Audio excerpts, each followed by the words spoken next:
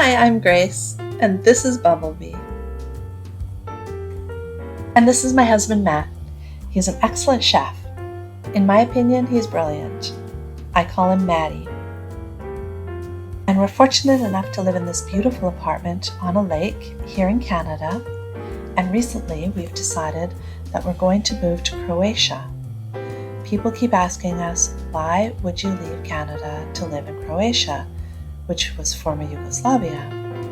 And I think that Matt is a really good person to explain this. The cost of living in Canada is very, very high, especially under this recent Liberal government. Most of the new jobs created in Canada have been government jobs. If you look at job statistics in the country, it's been mostly public sector jobs that have been increased, which there's nothing wrong with public sector jobs. There's nothing wrong with government jobs. We need people to work at the borders and the passport offices, and we need Coast Guard and military and all those things.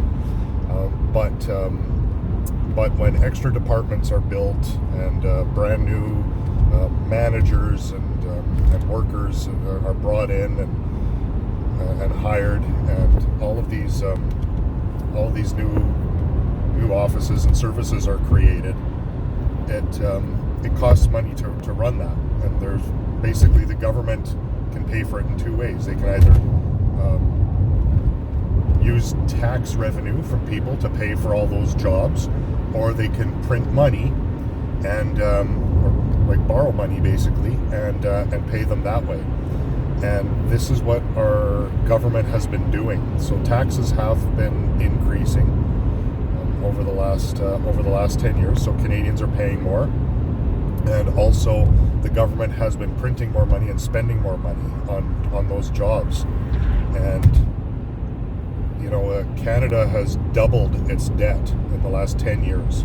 So this government has literally doubled the amount of debt that Canadians owe, and nothing really has been built to show for it. It's one thing if a government borrows money and then uses that to build new public transit, right?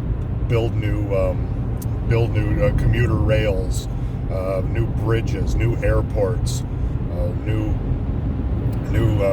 anything, new highway connections, expanding highways, things like that, helping people move around faster. Our government hasn't done that. They've spent the money on new jobs for people to work in government. So as a result, our country is pretty much looks exactly the same as it did 10 years ago, except everybody owes, and the country as a whole owes twice as much as we did in 2015. And we have to pay that money back somehow, or else grow our economy in a way that it makes it so that that debt isn't so crippling to us, because right now it is very crippling to us, and everybody feels it.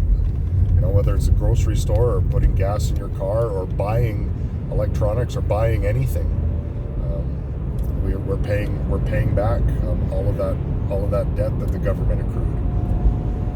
So I don't see the government getting much smaller in my lifetime in Canada, and I don't see any real ways, unfortunately, because Canada's been really good to me, but I don't see any ways where it's going to become a wealthier country than it was. I don't know how we'll do it. All of our most skilled workers and entrepreneurs, they all leave. They all go to the U.S. and make money there. They don't invest in these businesses and companies and innovations that will help Canada grow. Canada's bread and butter economically is the resource industry, so natural resources. And it always kind of has been, but Canada hasn't progressed past that point. And that wouldn't be that much of a problem, but over the last 10 years, our federal government has been really openly hostile to the resource industries in Canada. They've made it more difficult to construct pipelines to ship products from the source, and the source being Canada. So we're stuck with all these resources. We don't have enough ways to get them to market, and really that's how Canada makes money. It's when the oil industry's booming, the rest of Canada's booming, and if the oil industry's booming, but it cannot ship its oil to the places where it's all going to be consumed, and that actually includes Canada, by the way.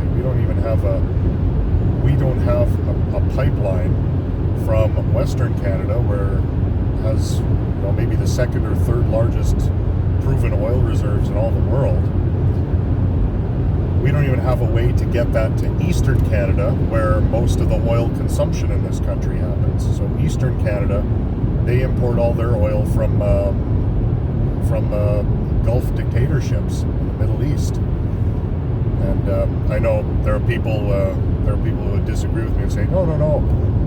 In Quebec, they buy all their oil from the U.S. It comes from the U.S. Yeah, well, what's happening is you have the tankers from these Gulf dictatorships in the Middle East. They go across the Atlantic Ocean, and they port in Maine in the U.S. and then that oil goes from Maine, and then Maine ships that oil to Quebec. So Quebec's not buying that oil from the U.S. The Quebec refineries are buying that oil from a Gulf dictatorship, and the state of Maine in the U.S. is the middleman for it.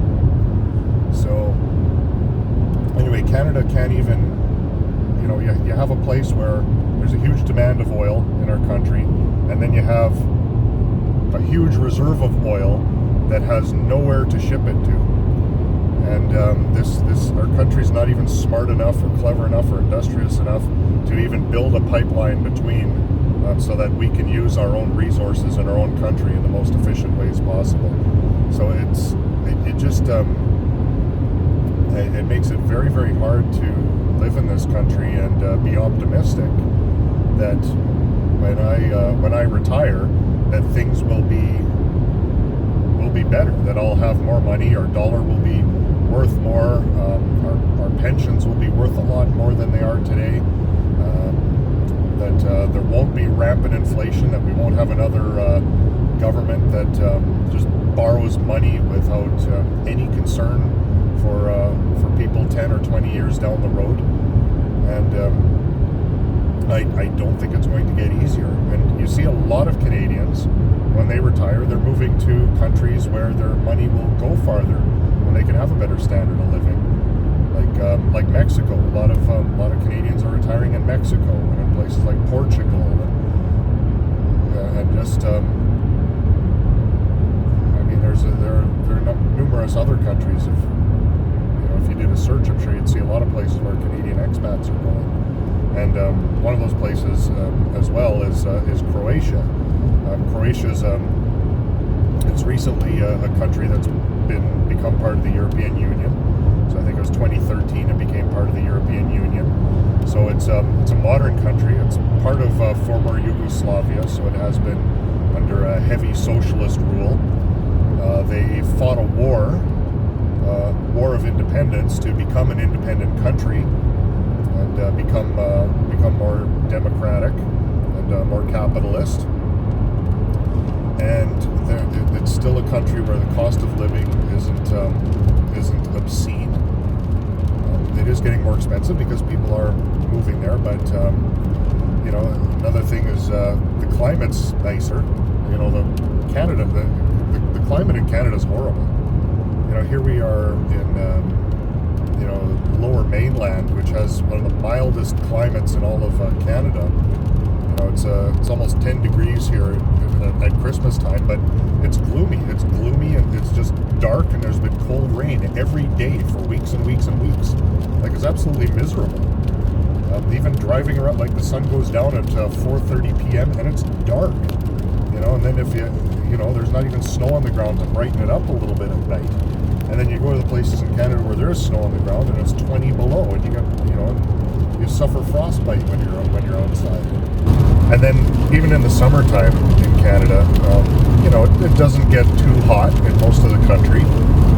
So summertimes are quite nice in Canada mostly. And I say mostly because either you live in a place in Canada where the mosquitoes are just terrible. The mosquitoes are awful, or else, and that's in a huge swath of the country, or else the air quality is terrible because, once again, our government doesn't manage our forests properly. We don't have enough controlled burns or any fire prevention or fire mitigation techniques, and we just have these wild forest fires burning for months and months and months, and the air is just chokingly thick outside with particulates and smoke, and it makes it horrible to be outdoors. You can't, and then if you are outdoors, you can't exercise. It's too smoky and it makes you cough. And it's just, it's not great. And then to couple that with the healthcare system in Canada, it's eroding. People know it. I think governments are afraid to acknowledge it. Politicians are. They really don't know what to do. People really don't know what to do. People don't have any ideas in this country because we have our single payer system, healthcare system in Canada, and that has mostly served Canadians, and of course that started in the late 1960s. However, so much has changed since that time, but our healthcare system hasn't, and the way to pay for it and make it sustainable hasn't really changed since then. And healthcare in the 1960s compared to the 2020s is much different. There were no transplants back then.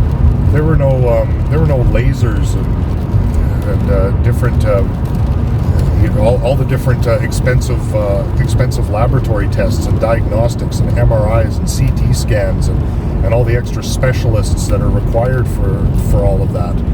None of that existed, and people are living a lot longer, and they're using those for a lot longer, and there's no way to pay for all of it. And I know healthcare all around the world is kind of experiencing that in every country because it's healthcare is really complex and it's expensive, but Canada's really stuck in a rut with our single payer system, and it would take huge political willpower by somebody, and it would probably be political suicide because Canadians still, in general, pride themselves on the Canadian healthcare system, and I think that's I think it's dangerous personally because it doesn't allow opening up a discussion so that we can talk about so we can ask some of these hard questions. How sustainable is this? How much do our hospitals need to decay before it becomes an absolute full-blown crisis? We already have emergency rooms closing for weekends and for lengths of time all over the country, not just in one province. And that's another thing about Canada is it's a confederation of provinces. So we have all of our each province running its own healthcare system, and they all kind of compete with each other, saying, "Oh well, we're not as bad as Alberta, or at least we're not as bad as BC, or at least we're not as bad as this." But meanwhile, it's all across the board. It's on the downswing. So I think that's a big distraction as well, because people think electing a different provincial government's going to fix it. We've seen, I don't know how many provincial governments have changed in Canada over the last 20 to 30 years. Every single province has flipped different to different parties ruling the government, or ruling the provinces, and the healthcare system has not marginally improved, or improved even marginally in any of them. it's just hanging on. And you speak to anybody in the healthcare system, and it's stressful for all the wrong reasons. It's not that the job's too difficult, patient care is too difficult, they're too busy. It's not just a matter of being short-staffed. It's hospitals are falling apart. They don't have enough beds. We don't have enough. There's just not enough capacity.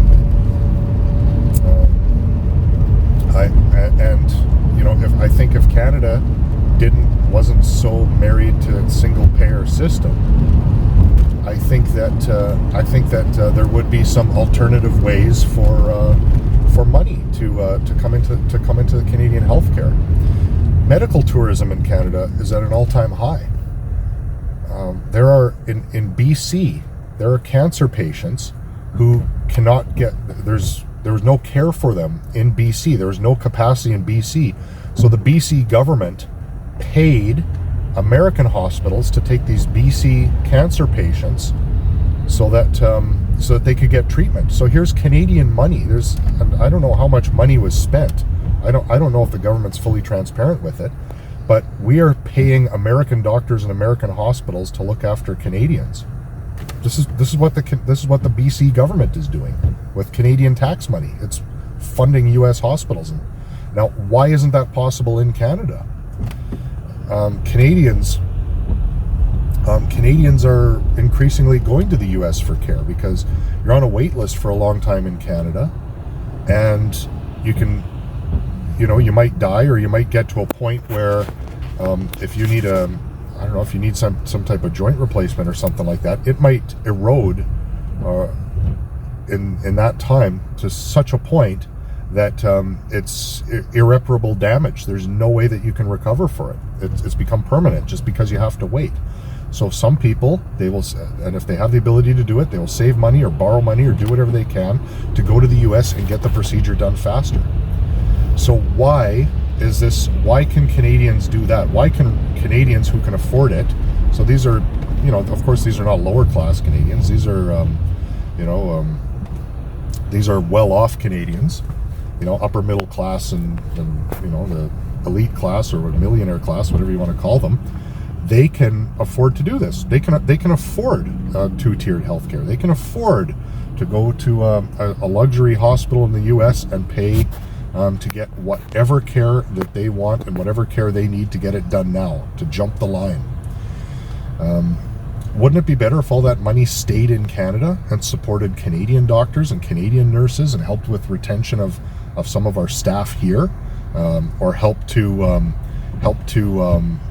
renovate or construct brand new hospitals so our hospitals aren't such an embarrassment? Because they're all falling apart in this country. That money would be so helpful here, and instead it's leaving the country.